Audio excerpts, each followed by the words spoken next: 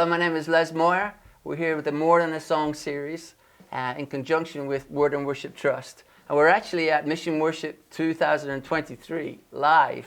And special guest, Aaron Keys. So fun to be here. Yeah. How many Mission Worships? I don't know. 15 maybe? Something like Wow, that. It's been a while. No, it's so good. I think 2007, 8, somewhere around there was the Yeah. beginning, but I don't know. I'm not good with details. So tell me the bond. Tell me the bond of why you keep coming. Oh gosh, man. You know, that Well, heart pool.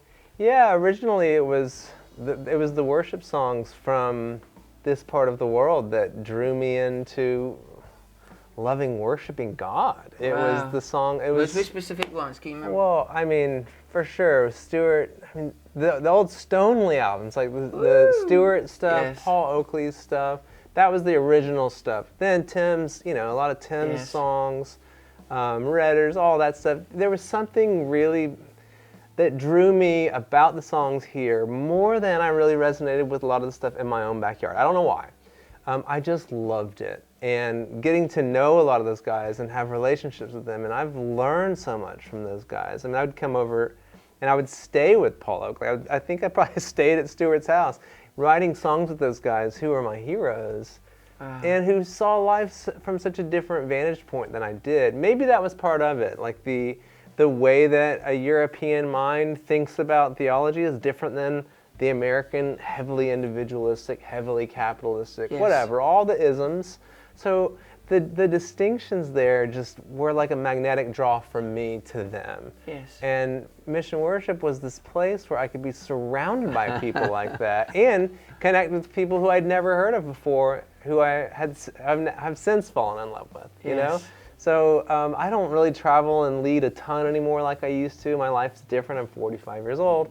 But there's something about this that feels like it is kind of like these are part of our family at this point, you know? So I love this conference. Can you remember the first UK worship song you heard? Can you remember? Or I want to say it was like, Who Is There Like You? Yeah, that's Do you remember that? Yes, lifting up our hands, lifting up our hearts. It was such a... I mean, I led those songs everywhere, you know? Goodness gracious. Obviously, the huge ones I loved too, but there were these little niche songs. I mean, it's not like it's a niche song, but Jesus, Lover of My Soul, that it's all about you. Yeah.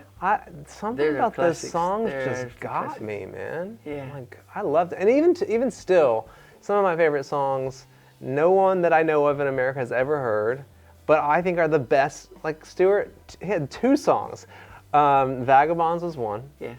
And then The Man Who Calmed the Sea. Oh, that's a beautiful song. These are stunning. As far as songwriting goes, that's a masterclass to me, to be able to do both of those, you know? And those are 2 songs that none of my friends who are worship leaders in the U.S. have probably ever even heard, which blows my mind. Yeah. I'm going to steal them. I'm going to record them and say I wrote You should. You know, I had the joy of sharing an office with Stuart. No, I don't. No, I did. You did? Yeah. So I'd be there sitting there, and I've got this idea. Goodness gracious. And then he started playing How Deep. Oh, yeah. Yeah, so those were great, amazing moments. And also, what I saw with Stuart was, I don't know if you know this, but he was like playing keyboards for Dave Fellingham. Okay. And he was also playing for Graham. And he was also playing for a vineyard worship leader called Bryn Howarth. Wow. And so he was just, and then also he was working at Kingsway. So he was around the whole Songs of Fellowship, compiling all these books. And so he really was like, almost like influenced by the whole church. Yeah. You know? And so he's a hero to me, man. And just, there's not many, I don't know how much older Stewart is than I am, but there's not many examples of guys still that thoughtful, that invested at that stage of life. It's easy. It was so much easier to write songs when I was 25. Yes. It was easier to be triumphalistic and to believe that every mountain's going to be cast into the sea and every prayer is going to get answered. At 45, it's a lot more sober hope that I have than naive optimism. Yeah. To find someone like Stewart who's farther along in life and still still believing, but the belief is grounded and seasoned. The Amazing. faith is, Yes. there's depth to the roots. Instead of just hope, there's something there. Like that inspires me. Yeah. You know. And you co-wrote with Stuart, didn't you? Yeah, Yeah, I it was a did. beautiful song. I still love that song. I don't like a lot of the songs that I wrote back in the day. I still like that one. I do. I'll So how stand did by that work? that How one. was the collaboration? With How was Stuart, oh man, we got linked up from just working with Kingsway. I think John Pack and John Hartley and a lot of those guys. Somehow, I can't believe I got lucky enough to write with Stuart. But we sat in his house. He kind of had an idea for a melody that became the verse melody, or at least bits of it. I had an idea for the chorus that became most of that melody. Right. Then we threw this old bridge into it, this, oh, praise him, oh, praise him. Right. Because the chorus was saying, oh, praise him, hallelujah. I was like, well, let's lift that. We nicked that one. And it all kind of worked together. And that song, it was more than 10 years ago. That song means more to me today than it did when we wrote it. And that's one I would like to see re-recorded. And, Well, I mean, it's again, funny. like you say, it's almost like a classic song that could be. It's the reason it means more today. When I wrote it in my early 30s, I didn't have a lot of people, lips may bless and hearts may curse. Lies like arrows pierce me. You Wow. live long enough, you're going to Yes. have that. And so it's funny how you'll write things and then 20 years later you'll have to believe them again. Yes. Or you'll Very believe good. it That's a great from one. experience now instead of just from faith. I will be like this. Now it's like, no, we've had people lie about it. 25 years in leadership, you'll have people lie about you, Yeah. and they'll shoot arrows at you. What do you Yeah. do? It's in the Psalms. It's interesting how honest they'll be about their hatred of their enemies. And today, we won't even admit that we have enemies. Like, how are we supposed to love our enemies if we won't admit that we have them? How is God going to heal our hatred if we won't confess that we even feel it? Wow. Or if we just numb ourselves out of having to feel it? Yes. You know, so there are a few songs, that's one of them, where I find myself quoting those lyrics because I need them Yes. more now than I did then. Yeah. And some songs there for a time also. So it's an interesting situation, you know, with Leland. Yeah. When Leland recorded Rain, Mm-hmm. Noel Robinson's song. Yeah. But that song was 10 years old Mm-hmm. when he recorded it. And so, I mean, there's just, you know, that in Matthew it talks about the storehouse owners.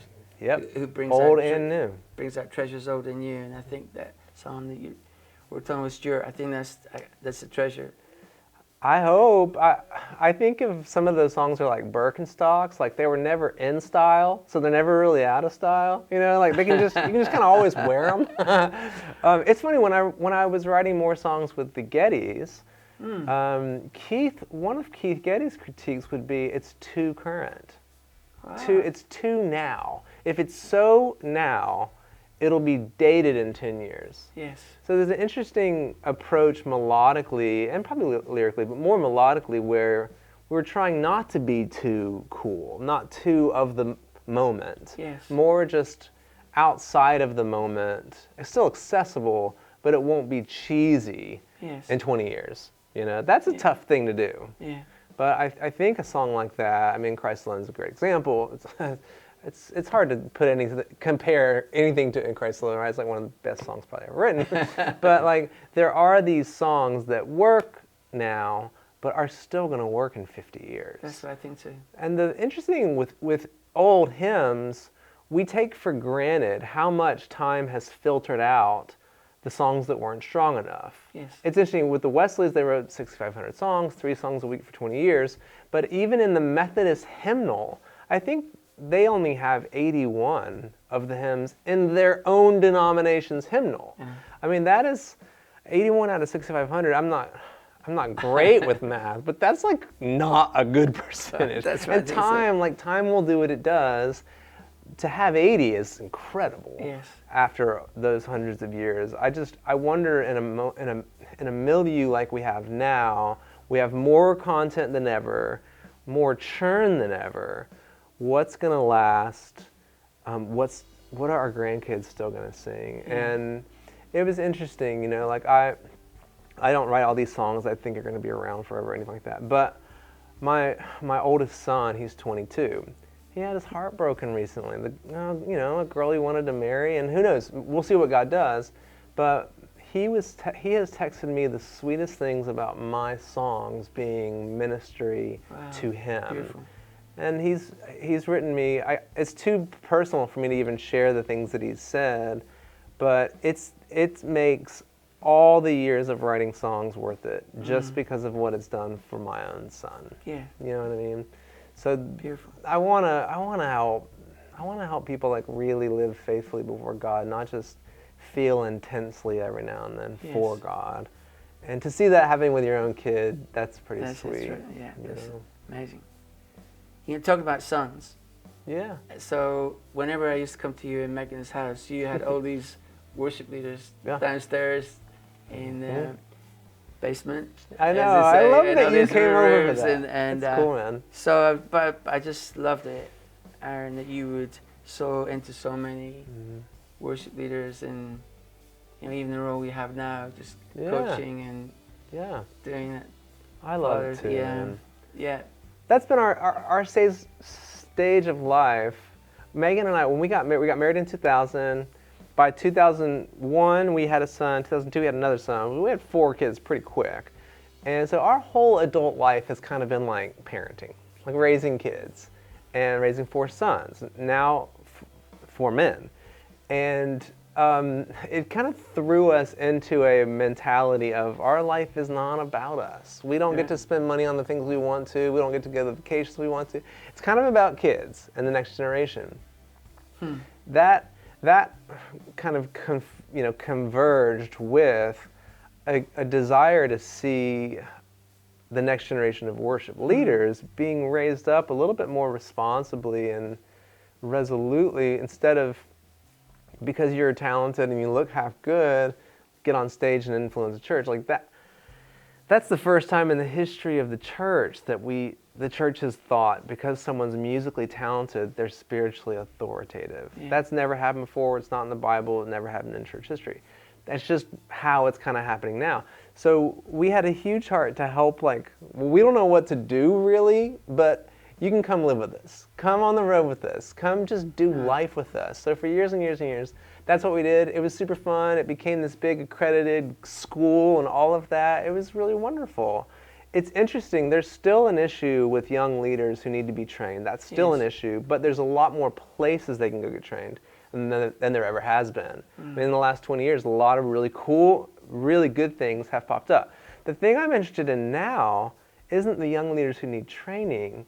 It's the seasoned leaders who need to know what's next. I get a call a week from not worship leaders in the 20s anymore, worship leaders in the 40s, who they've been faithful for 25 years, and now they're going, is this it? Is it perseverance now? And they're aware, you're probably not going to be 65, 75, still the worship leader at your cool, edgy church. It's not going to happen. So I've been talking to a lot of leaders about the move from the sage on the stage to the guide on the side. Can you be okay? And we've been talking with leaders about this for a very long time, but it's becoming more and more pronounced.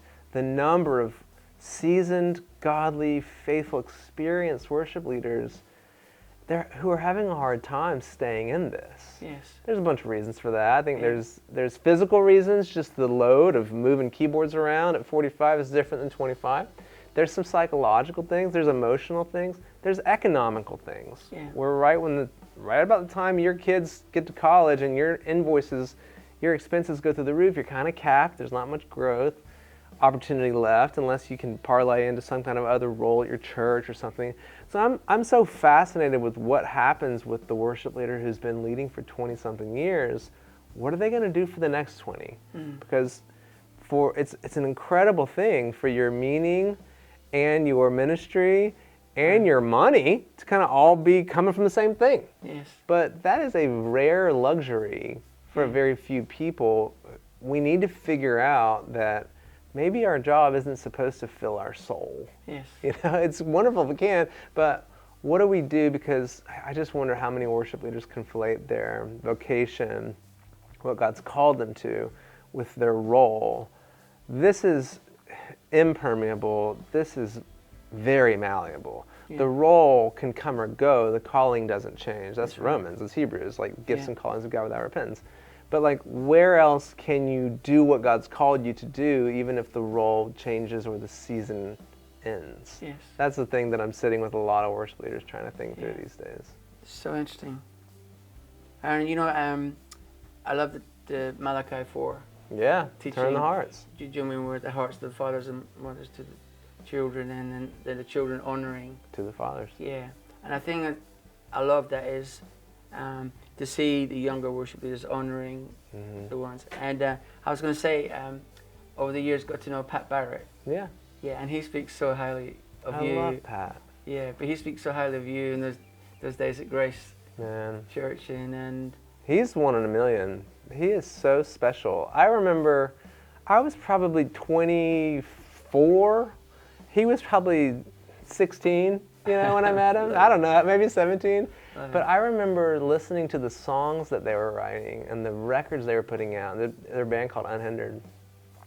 And I was jealous. I was envious. But I loved the dude. yes, And so real quickly, like, the jealousy and envy was like, well, this is stupid. You guys are amazing. And I had nothing to do with their becoming so awesome. But we got to do a lot of life and ministry totally. together. Yeah. And I just think he's one of the most wonderful people I've ever met. I love him. Yeah, we were actually in Budapest with him. Oh, yeah. Yeah, and I bet you had fun. Yeah, well, he has a heart for the nations, too. He's a blast. Yeah. So you've been to Scandinavia, especially, haven't you? You've been. Lots of times. Yeah. So tell me about that and your Yeah. heart for that. And Well, one of our students that we disciple, he's from Denmark. His name's Arvel, and he is an insanely talented songwriter, artist, worship leader. And he started a worship school, kind of modeled a lot of it after kind of what we had been doing with a lot of worship leaders. So we would go over there and support his school and try to help hold up his arms. He and his family did a sabbatical, came over and lived in our community in Atlanta. For whatever reason, yeah, we got really involved with these little islands in Scandinavia. So a lot in Denmark, Sweden too, Norway, even Finland, doing a lot of training of worship leaders over there. It's the funniest thing. I never meant to. It just kind of happened that way. Yeah. But the people of peace, Jesus talks about when he sent out the 72, he was like, look for people of peace. And Yes. if someone's not a person of peace, that's okay. Like, wipe the dust off your feet and go on. We just found a lot of people of peace in Scandinavia, of all places. I Yeah. don't know why. But one of the things that I love about Arvel, he is fluent in English. He can write. We've written several songs in English, but his main heart is for Denmark. He wants worship songs in Danish, original, beautiful, fresh songs in Danish, and that's been a huge heart of mine for a long time too. To see where are the songs of the nations Yes. instead of just export the great songs from America or England or Yeah. Australia. I want to sing the songs from China. I want my church singing songs. So that's why I found a lot of the songs that I loved of his the best, and said, can we write English versions of your songs? Because I want my church to sing your songs. Because they were just in Danish, Yeah. and I didn't even know what they were saying, but I'd listen to them, and something just stirred my heart. Same thing happened in Sweden. Obviously, Sweden has a global reach on pop music. Yes, A third of right. the top 100 songs are written or produced by this tiny little Swedish crew, which is a fascinating study It is. in and of itself. But there's a songwriter named Johan Asgard. I was just listening to, I wonder what conference it was. It was a worship conference in Sweden.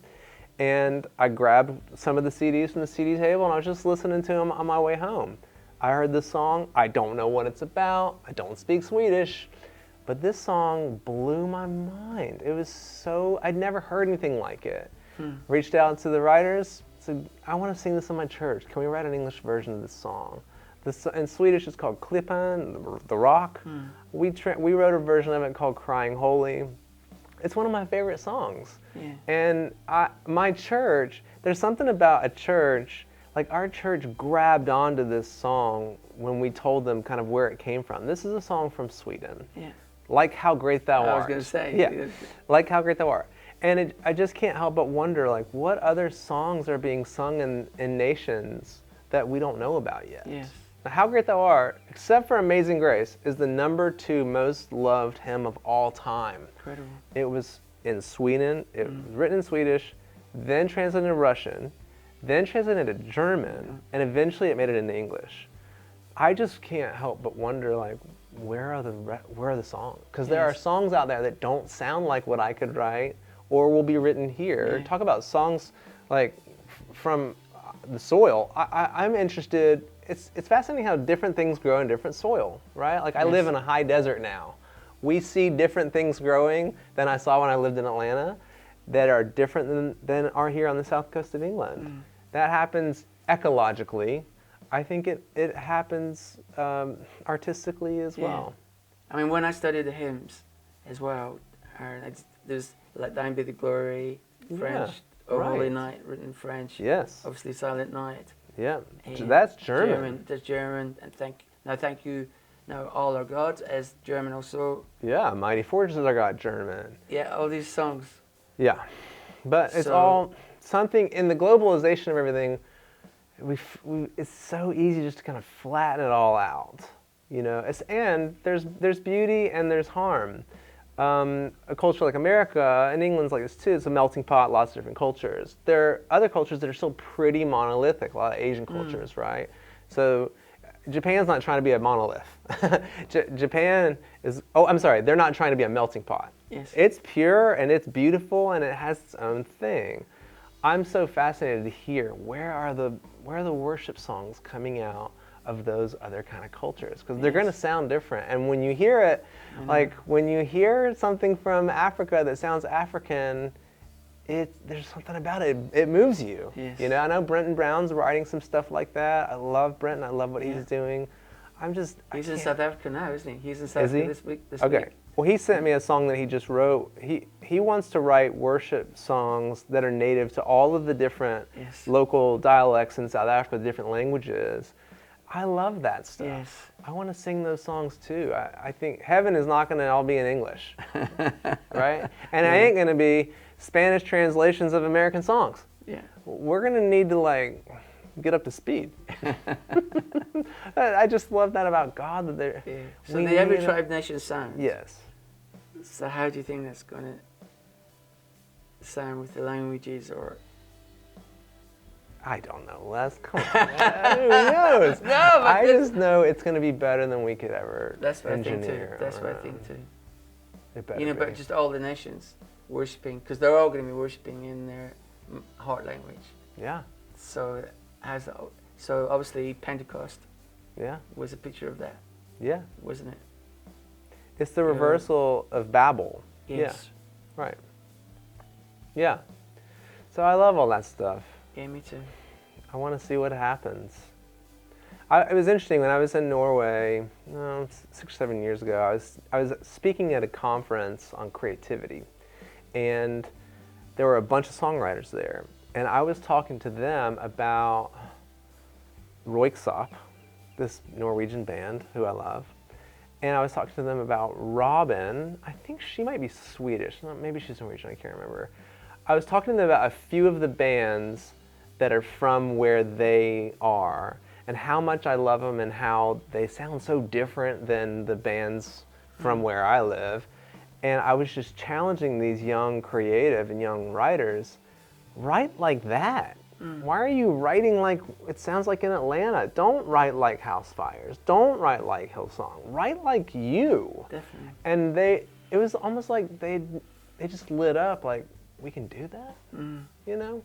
But it's just because everything they hear sounds like this, so then they want to write stuff that sounds like that, but who they are actually sounds like this. Yeah. And where worship's becoming kind of more narrow sonically, pop is not, and the other genres are not, but worship seems to kind of be constricting So I'm hopeful that, and I'm also, since I'm getting older, I'm not going to be the guy that writes these really cool Swedish sounding things. Yeah. But that's why I've wanted to just raise up hundreds and hundreds of leaders, because it's like, I'm probably not going to be the guy, but you only need one. Like the Apostle Paul, you only need one Apostle Paul to get that whole part of the world, Yeah. you know? And so it's like, if we can just find the one, and we'll train hundreds of them, but if we can just find the one who has the tools, because there is some technical stuff, but also has the heart, Yes. and that happens through formation, Yeah. then maybe we could see something really beautiful happen. Yeah. Fantastic.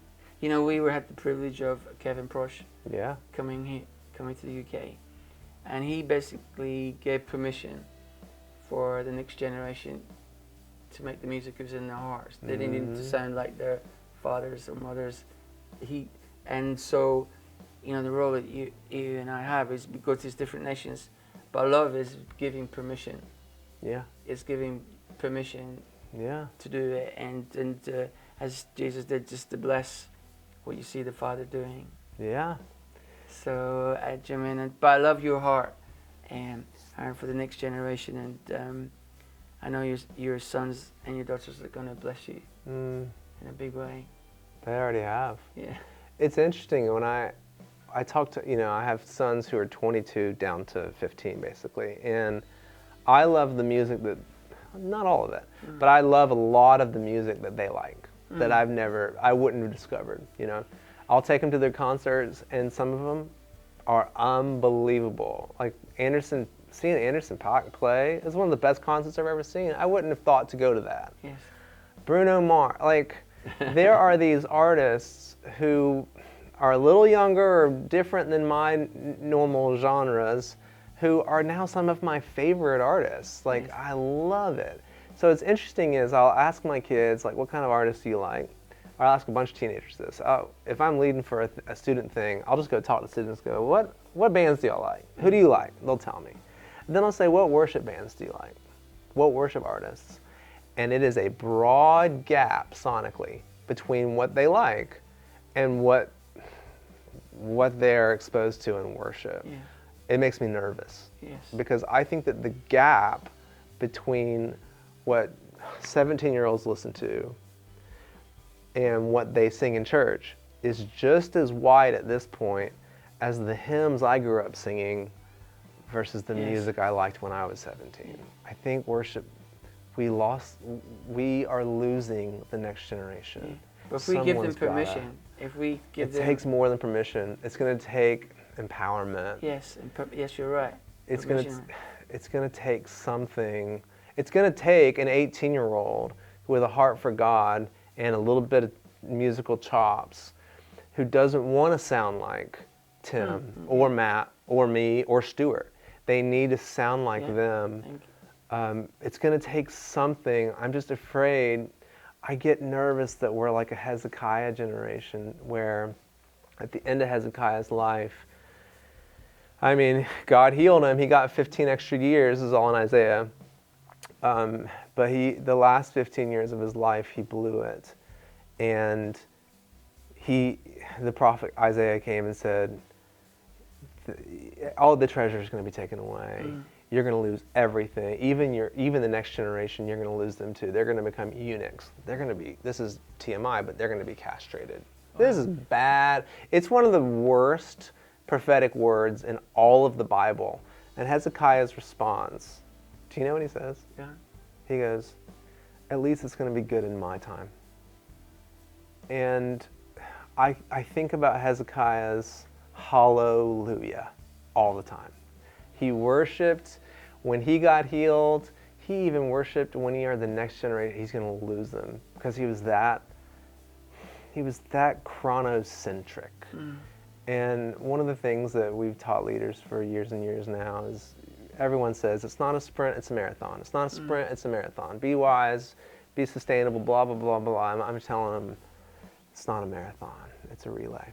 Yes, very good. And if you drop the baton, which most of the Old Testament is, one generation dropping the baton for the next, making it even harder, There's every now and then there's a good king, but then usually even they screwed it. Hezekiah was a good king, and then he dropped the baton too, over and over and over. The generations are failing the next. But when it goes right, when there's a Moses and a Joshua, Yes. right? When there's an Elijah and an Elisha, Yeah. when there's Jesus and some disciples, things can turn around really quickly. Yes. If each generation will prioritize the next instead of just try to leverage the next, right? So, gosh, I'd love to see a whole awakening of people who run your race as hard as you can, but recognize that every day, the season of your time on the track is coming to a close. That does not mean your calling is coming to a close. It might mean your most significant impact is actually in your future. Yeah. It's just going to look more like you as a coach on the side than a star on the field. Yes, that's excellent. You know, my friend, he has this line, I don't want to die with a secret recipe. Yeah, give your And magic so away. it's our role really to pass that on. That's what Jesus did. That's Yeah. why we're here. That's why we're here. And if you want to pass this conversation on to others, please hit like, subscribe, and share. And share it with as many people as you can. Thanks so much, Aaron. Thanks, Les. All right, God bless.